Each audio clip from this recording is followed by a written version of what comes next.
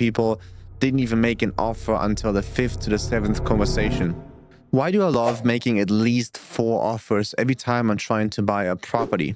Well, a lot of you guys go in and just make a cash offer and hope that somebody's going to accept your lowball offer. Now, obviously, there's circumstances where it works, but most of the time it doesn't. So what we've been doing over the last 3 years is really focusing on building a relationship. Under most circumstances, our acquisition people didn't even make an offer until the fifth to the seventh conversation. And obviously that's a little bit less efficient, but we focused on our data to be more selective on like what kind of properties we're targeting. So we're not doing like a cold reach out. We're already pre-selecting our data and really focusing. Majority of those is like higher and better use. So we're focusing on stuff that has a better zoning and we're going and making an offer. But we usually go in, have a relationship, understand what is the seller really trying to do, how much money do they need, and what's the timeline. And then we offer at least 4 circumstances and how we can help them.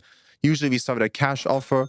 You have 2 creative offers with some sort of a down payment, and then obviously like a creative approach depending on what we do. If you flip it, if you hold it, whatever it might be, and then one at the very end is like, it's like basically a partnership offer. And obviously we're always trying to push it towards at least the second creative offer or the partnership, because that means the least money out of pocket today, the highest return for us, but also it means a win-win for both sides, because the seller doesn't have to pay taxes or only a small amount of taxes, and the seller is going to walk away with more money.